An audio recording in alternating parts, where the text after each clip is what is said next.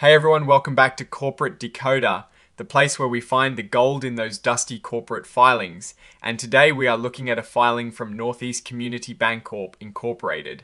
And let me tell you, this one has a little sparkle in it, so buckle up today. We are diving into a very important document that a company like Northeast Community Bancorp Incorporated has to release. It is called a Form 8. Think of it as the company's way of telling everyone important things that have just happened, kind of like a business news flash. We are going to be focusing on what this newsflash means for the company and its investors. Before we get started, if you love getting these kinds of straight insights from corporate documents, make sure you are subscribed.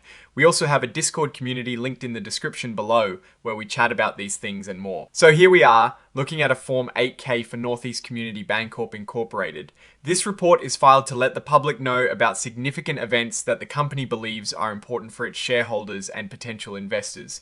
It is like a public diary entry of big moments. This particular filing from the 23rd of October 2025 is a current report. That means it is for something that just happened or is happening right now. Companies have to be transparent, and these reports are a key part of that. The company we are looking at is Northeast Community Bancorp Incorporated. They are incorporated in Maryland, and their common stock trades on the Nasdaq Stock Market LLC under the ticker symbol NESEB. For those of you who are not familiar with them, they are a financial institution, a bank essentially, serving their communities. Now, let us get to the juicy part, the actual news that prompted this filing. This section, item 2.02, is about results of operations and financial condition.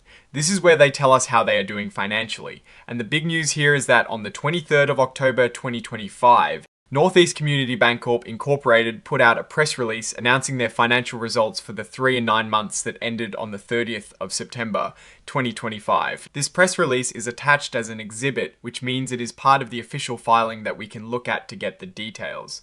Now, the filing here says that this information is furnished and not deemed filed for certain legal purposes. That is a bit of legal jargon, but what it means is that while they are providing the information, they are not making it subject to the really strict liabilities that come with other parts of these filings. It is like saying, here is the update, but please note the specifics of how we are presenting it. But for us, the important part is the content of that press release. Moving on to item 9.01, which is financial statements and other exhibits. This is where they list all the supporting documents. And as we saw, exhibit 99.1 is that crucial press release with their financial results. They also have Exhibit 104, which is the cover page interactive data file.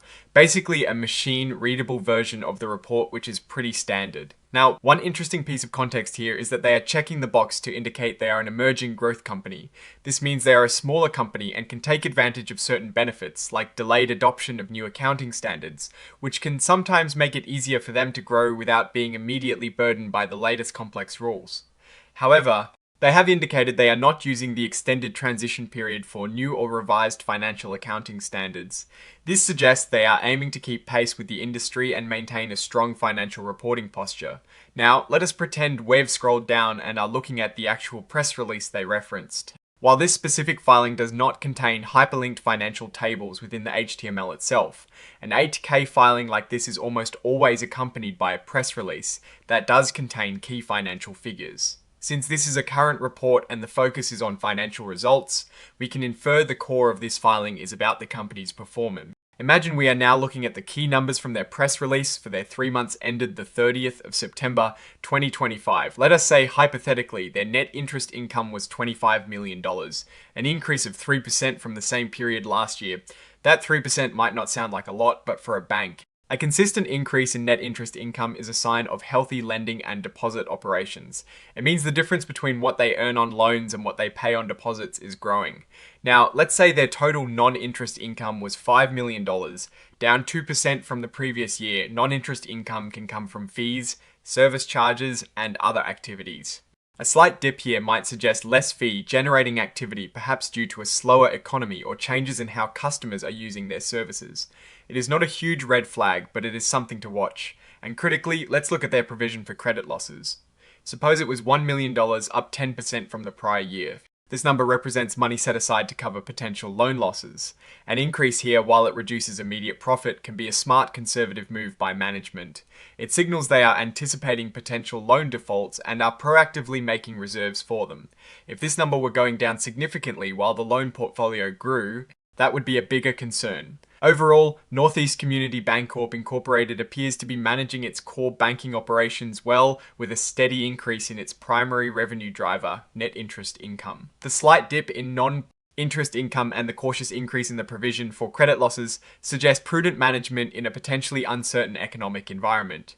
They are not making any wild claims, but they are showing consistent, albeit modest, growth in their main business activities. Now, looking at these results more broadly, Northeast Community Bancorp Incorporated, as an emerging growth company, seems to be charting a course of steady, manageable growth.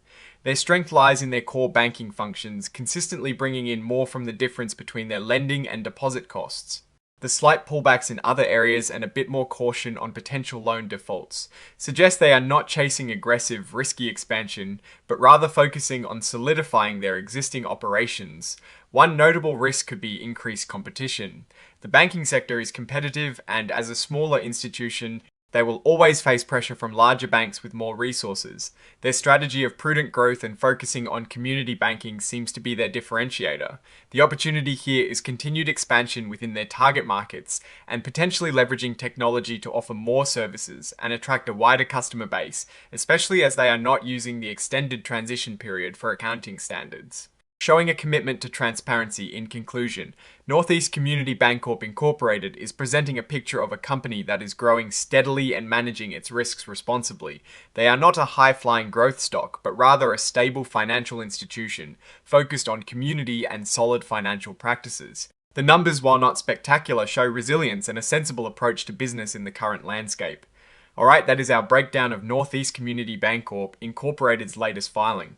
What is your take on these numbers and what they signal for the company's future? Drop your thoughts in the comments. If this analysis was valuable, hitting that like button really helps, and subscribe for more deep dives. Don't forget to check out the Discord in the description. Thanks for watching. See you next time.